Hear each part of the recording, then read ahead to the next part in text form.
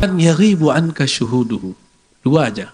Pertama, yaghibu, gaib anka dari dirimu, syuhuduhu, menyaksikannya, memandangnya, menganggapnya.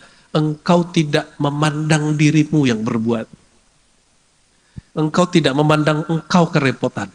Jadi jangan ngomong gini, gue udah capek-capek nih gak disapa sama Buya nih gitu ya. Gue udah capek-capek nih gak dihargai nih. Gitu. Mau disapa saya, atau disapa Allah? Hah? Mau disapa guru yang terbatas cuma insan, dhaif, guru yang ya tubuhnya sangat lemah. Atau disapa ya ayat Tuhan nafsul mutmainnah oleh Allah yang maha tahu dan maha mengerti. Allah itu menyebut dirinya alimun khabir. Sangat mengerti bahkan hal-hal yang kecil. Ini malam ini apapun niatnya datang ke sini Allah tahu. Apapun perjuangannya di jalan tadi Allah tahu. Mungkin ada yang macam-macam lah perjuangannya di jalan. Itu Allah sangat mengerti. Bahkan mungkin ada satu dua yang duitnya lagi kehabisan, pengen datang juga ke majelis. Allah tahu kok. Tapi semoga Allah cukupkan semua ya. Amin ya rabbal alamin. Ini nggak usah merasa memandang diri. Nah, memandang diri beramal itu namanya riya.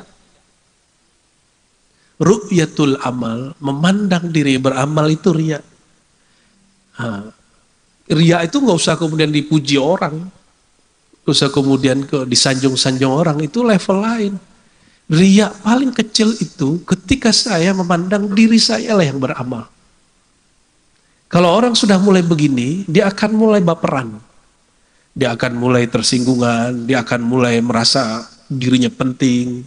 Ya, hati-hati, yang ngurus masjid, ngurus masyarakat, ngurus kota, ngurus negeri, ngurus satu provinsi, apalagi ngurus negara. Kita doakan ya pemimpin kita sekarang yang ada, beliau bukan orang yang memandang dirinya beramal.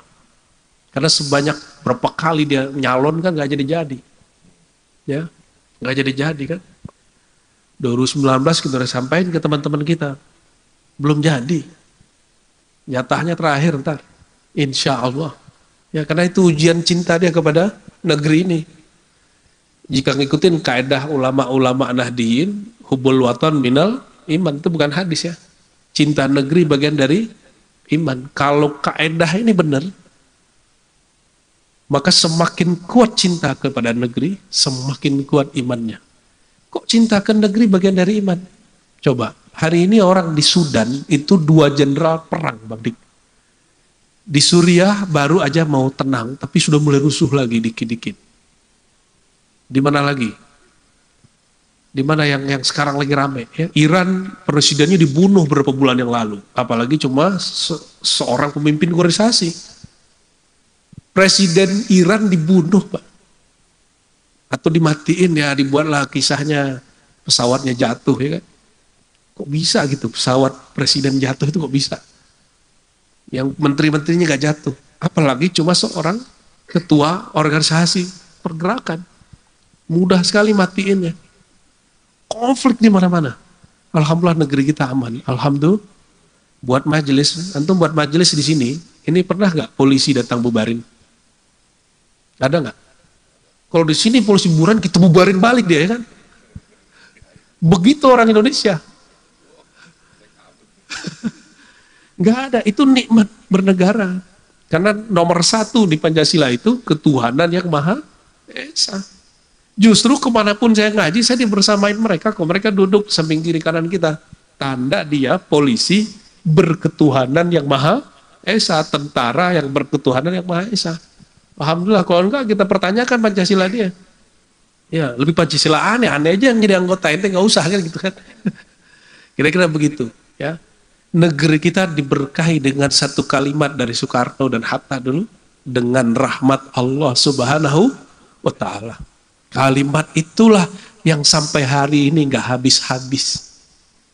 Kalimat dengan rahmat Allah itu terjemahan dari birahmatika ya arhamar rahimin. Dengan rahmat engkau, rahmat Allah itu berapa semua? Kata Allah Ta'ala, rahmatku aku simpan 100. Satu diambil, dibagi, diciptakan dunia, nikmat dunia dari awal sampai akhir, itu baru suatu rahmat yang Allah bagi. Sisanya berapa? 99 ya. 99 itu bukan di akhirat. Rahmat itu sifat Allah. Itu ada pada zat Allah Subhanahu wa ta'ala. Yang ada di sorga itu sebagiannya. Ya. Karena sorga itu dua. Ada surga syahwat. Ada surga ma'rifat. Nah, surga yang disebut, surga itu ada 100 tingkat. Yang antum pelajari surga berapa macam? Cuma 7 lah. Terus sisanya mana? 99 loh. Kata Allah dalam hadis qudsi itu, dalam hadis Imam Muslim, Allah punya 99 rahmat yang belum dibagi. 99 rahmat yang belum dibagi. Di sorga itu kawin, makan, tidur, kawin, makan, tidur, kawin, makan, tidur.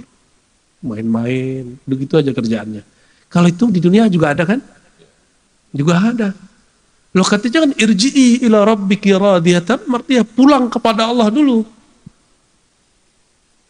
Berarti nikmat surga syahwat itu baru sebagian daripada yang 99 itu. Yang atau berapa persen lah di situ. Maka disebutkan dalam hadis qudsi yang luar biasa, itu hadis yang ulang-ulang kapanpun itu dan indah sekali. Setiap pagi dan petang, pagi dan sore, Allah bukalah tabir langit. Langitnya sorga beda dengan langitnya bumi. Kalau kita lihat ke atas itu langit bumi. Langitnya sorga lantung arash. Disingkapkanlah tabir hijab arash. Lalu Allah menampakkan wajhullah, salah satu wajahnya. Wajah Allah itu banyak dong, Dik. Ya, tapi jangan dibayangkan wajah-wajah seperti patung-patung itu, bukan. Ya. Di saat mereka sujud memandang Allah, jadi mandang Allahnya sujud. Sujud langsung. Di saat itu mereka lupa dengan semua nikmat surga. Yang itu yang dapat cuma surga Firdaus doang. Surga tertinggi. Surga bawahnya nggak dapat ketemu Allah. Karena mereka memang tidak pernah berniat jumpa Allah. Mereka niat sholat itu masuk surga. Gitu. Niat sedekah itu supaya masuk surga. Niat haji umroh biar masuk surga. Niat puasa biar masuk surga. Bukan untuk Allah. Maka Allah kasih. Saya mau tanya, Allah butuh nggak sama sholat antum? Enggak. Sama zakat kita? Enggak. Terus kenapa gaya banget ngomong gini? Ini udah sholat, udah zakat, masih aja susah hidup. Allah itu gitu amat. Urusan ente pemalas, ente gak istiqomah kerja, nggak skillnya nggak bagus, terus Allah yang disalahin. Itu murka Allah 2 kali ntar. Karena sudah berprasangka kepada Allah SWT. Dan ini orang lupa. Dosa terbesar itu setelah syirik, ya, setelah durhaka ke orang tua, dan segala macam itu, yang paling sering dilupakan orang adalah berburuk sangka kepada Allah Subhanahu wa ta'ala. Itu yang disebut di hadis Nabi, hadis Imam Muslim. Jangan kamu mati illa ya wa antum tuhsinuz zanna billah, kecuali sedang berbaik sangka kepada Allah Subhanahu wa ta'ala. Berbaik sangka ke Allah itu berbaik sangka ke wali-wali Allah. Kekasih-kekasih Allah, ya. Allah